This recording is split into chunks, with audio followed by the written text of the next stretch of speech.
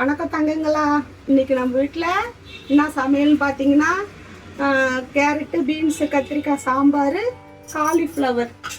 Cauliflower bajji போட போகிறோம். வாங்க பார்க்கலாம். பருப்பு போட்டுக்கலாம். துவரம் பருப்பு வேக வச்சுக்கலாம். இது 100 கிராம் இந்த டம்ளரு. அதில் 1 போட்டுக்கிறேன். போடு. இதை கழுவிக்கலாம். இதில் ஒரு 10 பல்லு பூண்டு போட்டுக்கலாம். ஒரு குட்டி ஸ்பூனால் 1 ஸ்பூன் பெருங்காயம் போட்டுக்கலாம். ஒரு 1/2 ஸ்பூன் மஞ்சத்தூள் போட்டுக்கலாம்.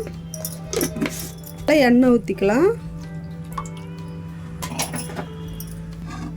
இதை நல்லா கலந்துட்டு குக்கர் மூடிட்டு மூடிக்கலாம்.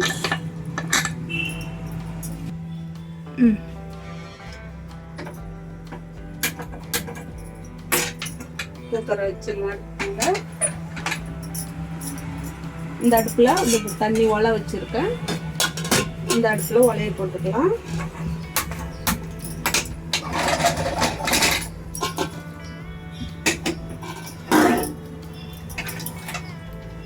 அரிசி வச்சுருக்கேன். தண்ணி ஊற்றி கழுவிட்டு ஊற வச்சுக்கலாம்.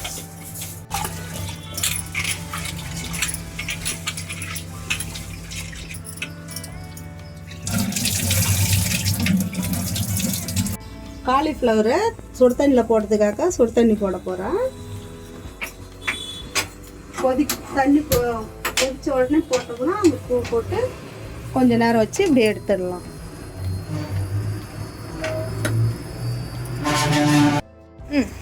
நல்லா கொதிக்குது.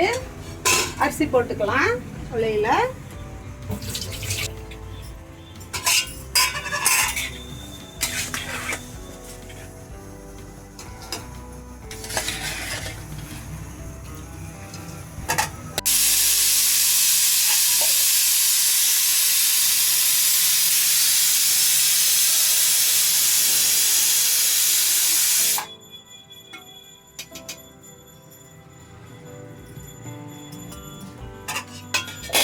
மூடிக்கலாம். இது தண்ணி நல்லா கொதிச்சிடுச்சு. இப்போ காலிஃப்ளவரை போட்டுக்கலாம். அதில்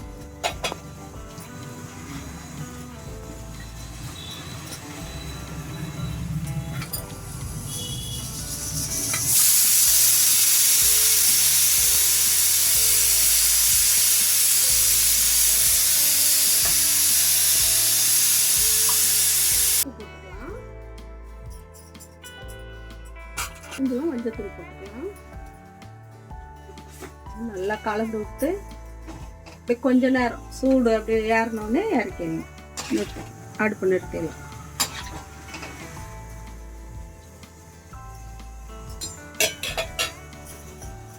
ரொம்ப வேக வைக்கக்கூடாது. பஜ்ஜி போடும்போது வேகும். கொஞ்சம் சூடு தண்ணியில் போட்டு எடுத்துடணும். கொஞ்சம் சூடு ஏறணும்னு அது வந்துச்சு. அடுப்பு நிறுத்திக்கலாம்.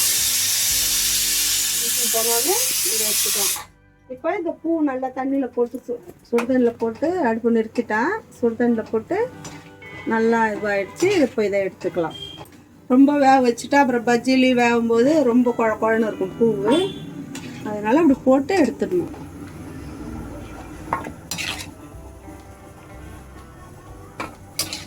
எண்ணெயில் ஒரு தடவை வேக வைக்கும்போது அப்புறம் ரொம்ப வெந்து போயிட்டால் சாப்பிட நல்லா இருக்காது.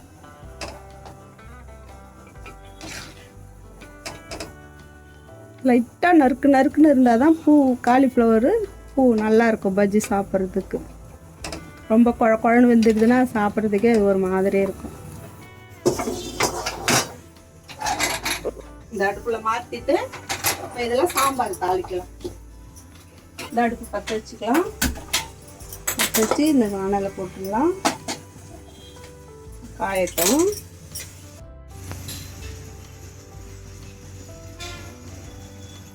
ஒரு 2.5 ஸ்பூன் இருக்கும் எண்ணெய் ஊற்றிட்டு கொஞ்சோண்டு ஜீரகம் போட்டுக்கலாம். ஒரு ஸ்பூன் கடுகு போட்டுக்கலாம். சின்ன வெங்காயம் போட்டுக்கலாம். சாம்பார் நல்லாயிருக்கும் சின்ன வெங்காயம் சாப்பிட்டா. இப்போ தான் நிறையா சின்ன வெங்காய சீசன் நிறைய வருது. இந்த நேரத்தில் நம்ம நிறைய வெங்காயம் சேர்த்துக்கலாம், நல்லது உடம்புக்கு. அதிக விலை கொடுத்து வாங்கி சாப்பிட்றதோட இப்போ எவ்வளோ சாப்பிட முடியுமோ சாப்பிட்டுக்கலாம். வெங்காயம் 1 கிலோ 2 கிலோ 3 கிலோ 100 ரூபான்னு வருது. அந்த நேரத்தில் வாங்கி நிறையா சாப்பிட வேண்டியது தான். அதே ஒரு சமயம் 4 கிலோவே 50 ரூபாலாம் விற்கும். அப்போ நம்ம வாங்க கஷ்டமாக இருக்கும். இப்போ தான் வடகம் போடுறவங்களாம் வாங்குவாங்க, நிறைய வடகம் போடுவாங்க. வெங்காயம் வதங்கிடுச்சு, தக்காளி சேர்த்துக்கலாம்.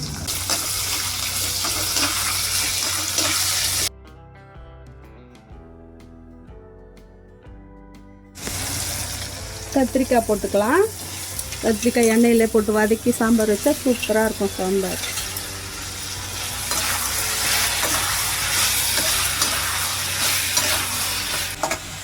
கேரட் போட்டுக்கலாம், கொஞ்சோண்டு கருவேப்பிலை சேர்த்தே போட்டுக்கலாம், பீன்ஸ் போட்டுக்கலாம்,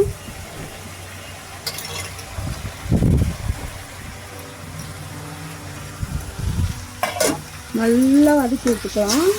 நல்லா வதக்கி சாம்பார் வச்சு நல்லாயிருக்கும் சாம்பார். காய் எவ்வளோ வதங்குதோ அவ்வளோ டேஸ்ட்டாக இருக்கும் சாம்பார். இப்போ பருப்பு வெந்துடுச்சா பார்க்கலாம். மிக்சியில் அடங்கிடுச்சு, இறக்கி நிறுத்திக்கிறது திறந்து பார்க்கலாம். சூப்பராக இருந்துச்சு. கடைஞ்சி ஊற்றிக்கலாம். இது நல்லா வெந்துடுது, மற்ற தேவையில்ல. இப்படியே வச்சு இந்த பூண்டு அப்படி இப்படி பண்ணோம்னா அதிலே மசிஞ்சிடும். பூண்டு முழுசாக போட்டால் தான் சாப்பாடுலேருந்து எடுத்து போட்டுருவாங்க. அதனால் நம்ம நல்லா அப்படி குழைய வேக வச்சு நசுக்கி வச்சுட்டா எடுத்துலாம் போட முடியாது, சாப்பிடலாம், நல்லது உடம்புக்கு. பருப்பு நல்லா வெந்துடுது, இப்படி பண்ணாலே நல்லா மசிஞ்சிடும்.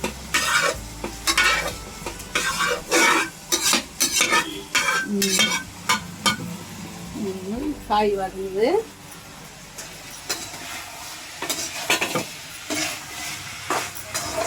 காய் நல்லா வதங்கிச்சு. இப்போ நம்ம எடுத்து அந்த குக்கர்லேயே போட்டுக்கலாம். பருப்புலேயே போட்டுட்டு அதில் அப்படியே சாம்பார் வச்சிடலாம்.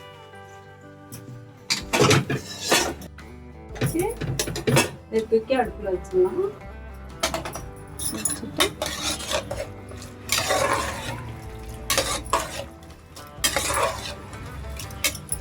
இப்போ இதுக்கு தேவையான உப்பு மிளகாத்தூள் எல்லாம் போட்டுக்கலாம். குழம்பு மிளகாத்தூள் தான் போடுறேன். 1.5 ஸ்பூனு. நம்ம மஞ்சத்தூள் பெருங்காயெல்லாம் அதில் போட்டுட்டோம், அதனால் அது தேவையில்லை. இப்போ உப்பு போட்டுக்கலாம். 1 ஸ்பூன் போடுறேன். 1 ஸ்பூன் இருக்கும் போடுறேன். அப்புறம் நம்ம பத்தலைனா போட்டுக்கலாம். இப்போ தண்ணி ஊற்றிக்கலாம். சாம்பாரே பாருங்கள் எவ்வளோ அழகாக இருக்குது பார்க்கறதுக்கு. கலர் காய். இப்போ தேவையானாலும் தண்ணி ஊற்றிக்கலாம். போதும். வேறு காயெல்லாம் வெந்த பிறகு புளியை கரைச்சி ஊற்றிக்கலாம். இப்போ மூடி வச்சுக்கலாம்.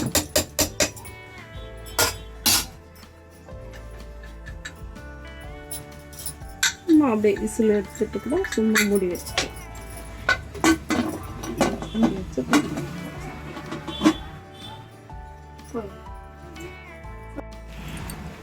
ஒரு சின்ன நெல்லிக்காய் சைஸு புளி எடுத்துக்கின்னு அது கொஞ்சோண்டு அலசிடலாம். தூசிலாம் இருக்கும்.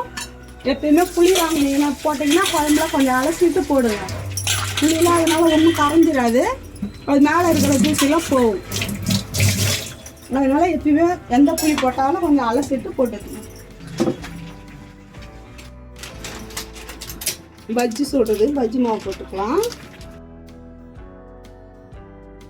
வேறு எதுவும் வேணாம், இந்த மாவே போதும். கொஞ்சோண்டு காரத்தூள் மட்டும் நம்ம காரத்துக்காக கொஞ்சோண்டு சேர்த்துக்கலாம்.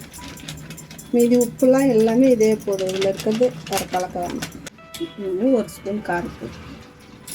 நம்ம அப்போ தான் சாம்பார் தொட்டுக்கிறதுக்கு கொஞ்சம் காரமாக இருந்தால் தான் நல்லாயிருக்கும். அதனால தான்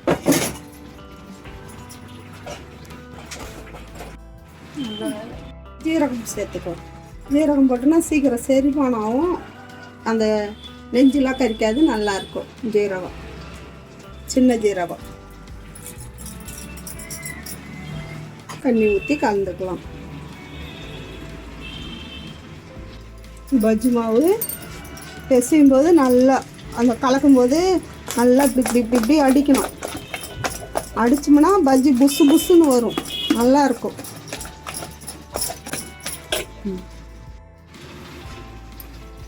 சாதம் வந்து வடிச்சிடலாம். அடுப்பு நிறுத்திட்டேன், அதை வடிச்சிக்கலாம்.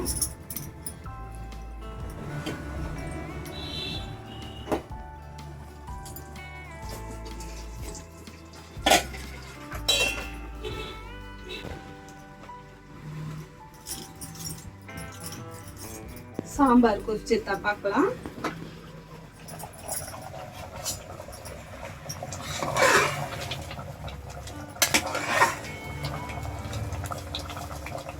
கத்திரிக்காய், கேரட் வெந்துடுது. இன்னும் வந்து அந்த பீன்ஸ் தான் கொஞ்சம் வேகணும், பச்சை கலரில் இருக்குது. அது கலர் மாறினா நம்ம புளி ஊற்றிக்கலாம். ஓகே,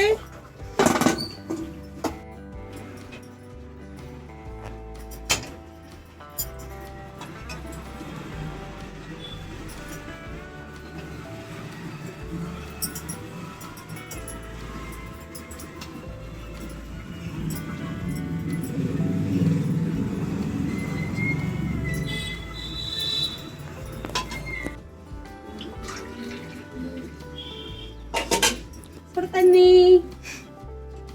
சூப்பரா இருக்கும். சாம்பார்ல உப்பு கொஞ்சம் கம்மியா இருக்குது, அதனால புளியில போட்டு கரைச்சி ஊத்திக்கலாம். நல்லா இருக்கும். புளி இப்பதான் வருது, புது புளி வாங்கினது, நல்லா இருக்கு புளி.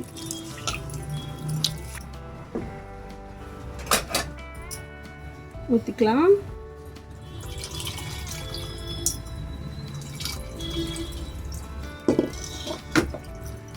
சரி,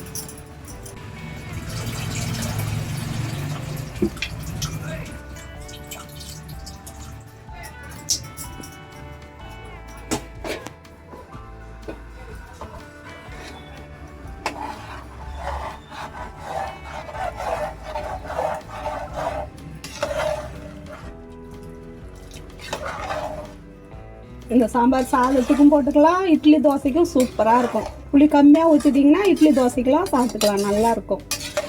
புளி அதிகமாக ஊற்றினா தான் இட்லி தோசைக்கு புளிப்பாக அது நல்லா இருக்காது. கொஞ்சம் புளி கம்மியாக ஊற்றி செஞ்சிங்கன்னா இட்லி தோசை சூப்பராக இருக்கும் சாப்பிட்றதுக்கு. உப்பு பார்த்துக்கலாமா? சூப்பராக இருக்குது சாம்பார். கொஞ்ச நேரம் மூடி வச்சு கொதிக்கட்டும், அப்புறம் நிறுத்திடலாம். சாம்பார் கொதிச்சுட்டா பார்க்கலாமா?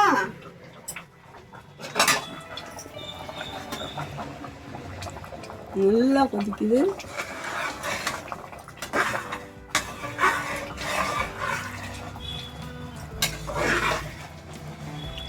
இப்போ நம்ம கொத்தமல்லி போட்டு இறக்கிடலாம்.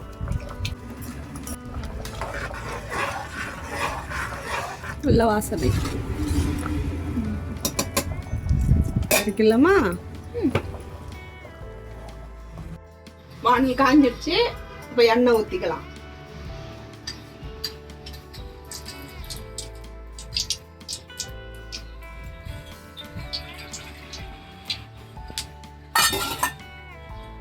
நல்லா காயட்டும், அப்புறம் பஜ்ஜி போட்டுக்கலாம்.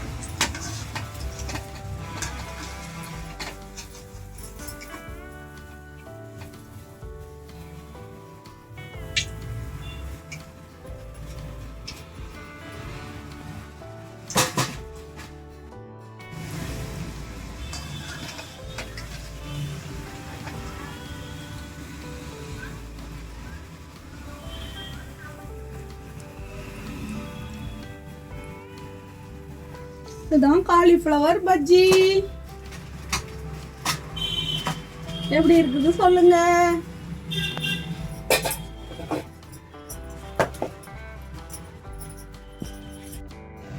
வாங்க, சாப்பாடுலாம் ரெடி ஆயிடுச்சு. என்ன செஞ்சிருக்கேன்னு பார்க்கலாம் வாங்க. சுட சுட சோறு,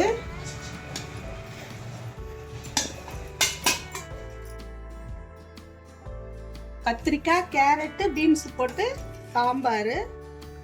இவ்வளோ சூப்பராக இருக்குது பாருங்க. காலிஃப்ளவர் பஜ்ஜி, குண்டா பஜ்ஜி போட்டாச்சு. காலிஃப்ளவர் பஜ்ஜி, பழம், சாம்பாருக்கு மொறு மொறுன்னு இருந்தால் நல்லாயிருக்கும், அதனால கொஞ்சோண்டு மிக்சர். வாங்க இப்போ பரிமாறிக்கலாம்.